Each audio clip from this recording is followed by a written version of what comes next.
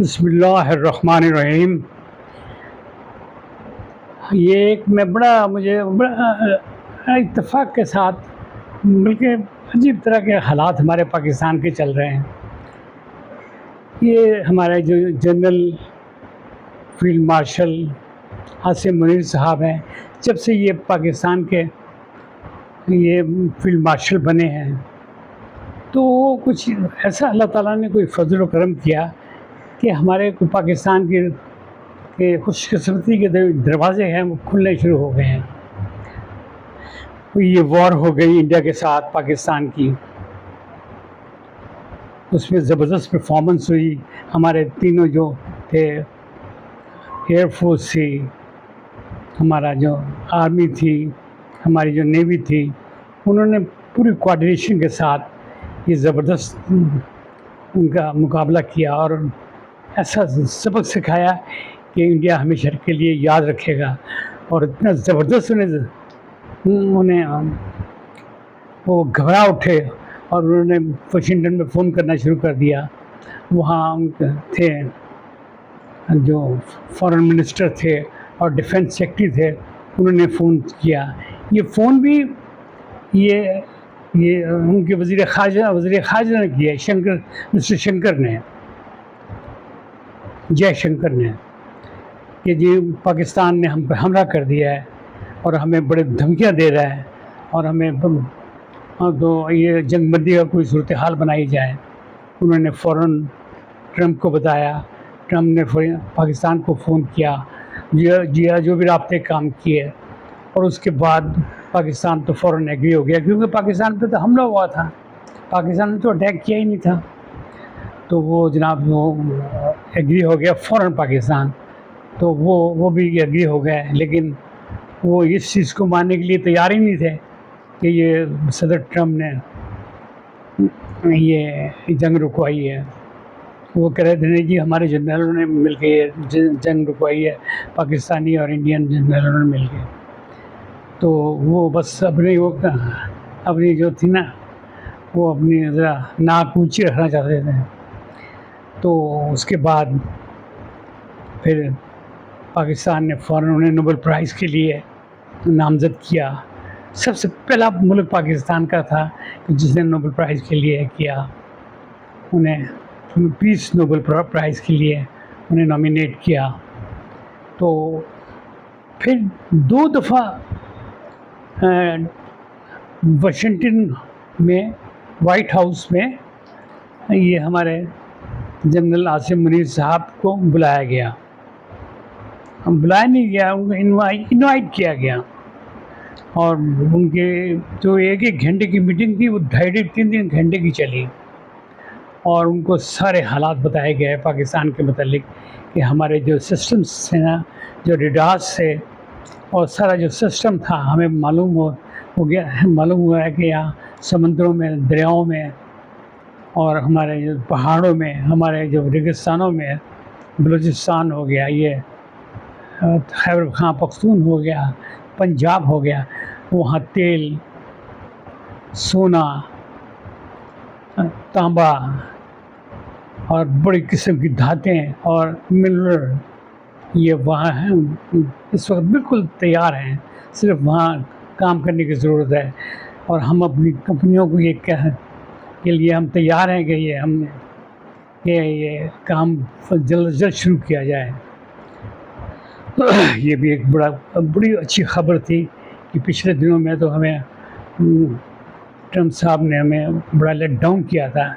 इसकी वजह क्या थी? इसकी वजह ये थी कि पाकिस्तान ने जो परफॉर्मेंस दिखाई थी कि इंडिया के साथ जो हमने ज़बरदस्त उसका मुकाबला किया और उनके हमने 6 जहाज़ गिराए, और अब ट्रंप साहब तो कहते हैं 7 जहाज़ गिराए हैं।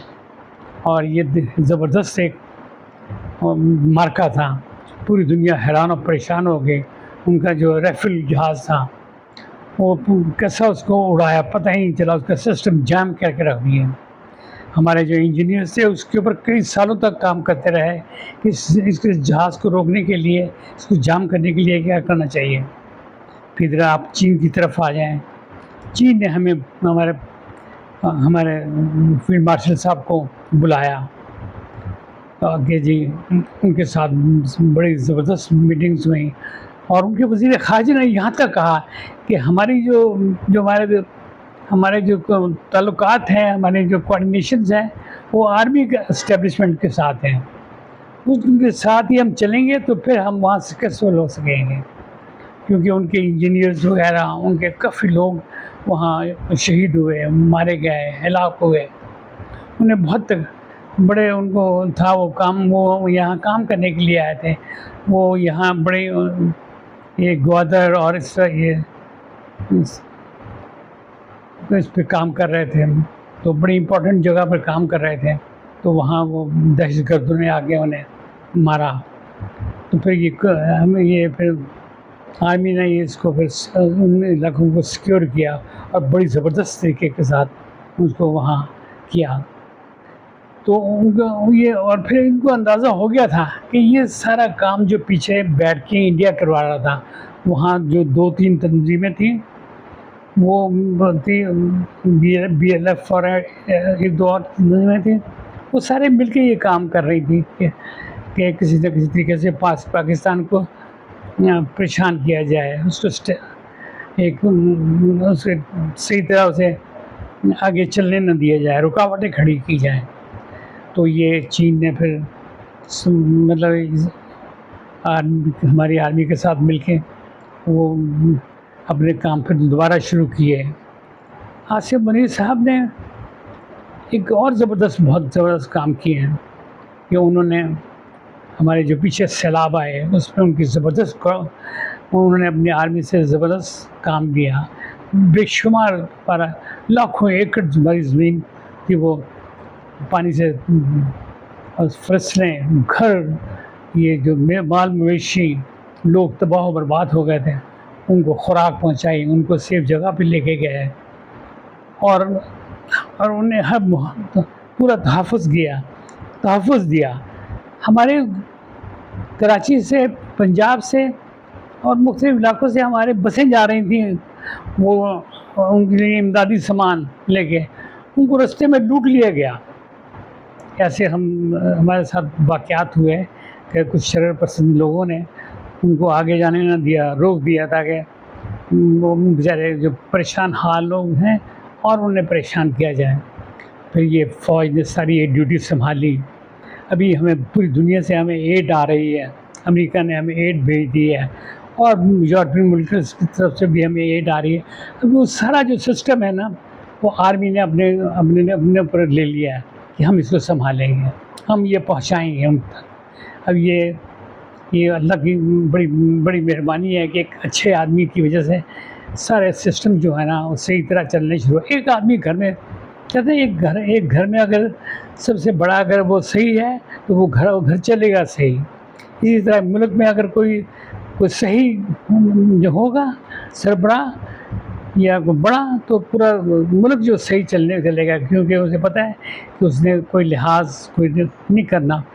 अभी जो पिछले दिनों में जो इतने बड़े हादसात हुए, जो आर्मी हाउस और कोर कमांडर हाउस और इस तरह के जो चीज़ वहाँ मारपीट हुई, वहाँ के लोगों ने उनकी वर्दियाँ उतारी और वो उसकी वीडियो बनी और पूरे मुल्क में तमाशा बना।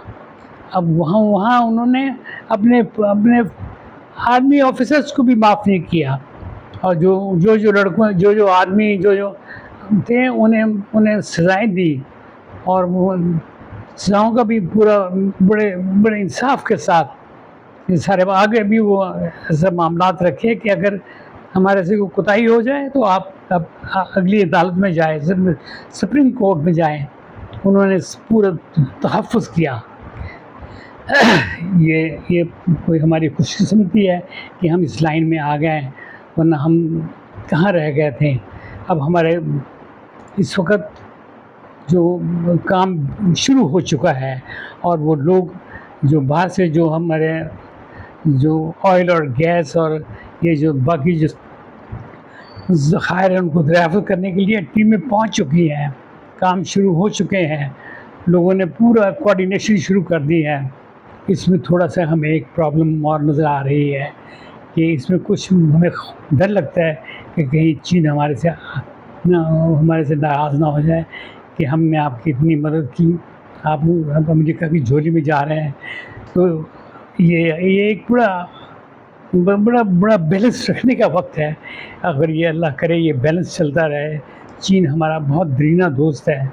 क्योंकि वो चीन एक लॉन्ग टर्म हुकूमत चलती है। वहाँ 10-10, 15-15, 20-20 साल हुकूमत एक-एक बंदे के पास है। और जो अमेरिका में है वो 4 साल के लिए आता है। कि अभी कोई नए इलेक्शन आ गए, उसमें कोई और सत्ता आ गया, वो कोई अपनी और पॉलिसी कर दे, पूरा सिस्टम ही धर्म-भरम हो जाएगा। तो चीन हमारा एक दरीना दोस्त है, लेकिन हम उसे छोड़ना नहीं चाहते हैं। लेकिन उसको इस चीज़ का कुछ एहसास होने लग गया है कि ये लोग हमारे से कुछ थोड़े से दूर होते जा रहे हैं। लेकिन अब भी हमें पाकिस्तान की ख़ारजा पॉलिसी है, उसको बड़ी तरीके के साथ, बड़ी बैलेंस के साथ चलना पड़ेगा। ये थी मेरी आज की छोटी-सी व्लॉग था। इंशाअल्लाह मैं जल्दी फिर दोबारा कोई न कोई हाज़िर होऊँगा। खुदा हाफ़िज़।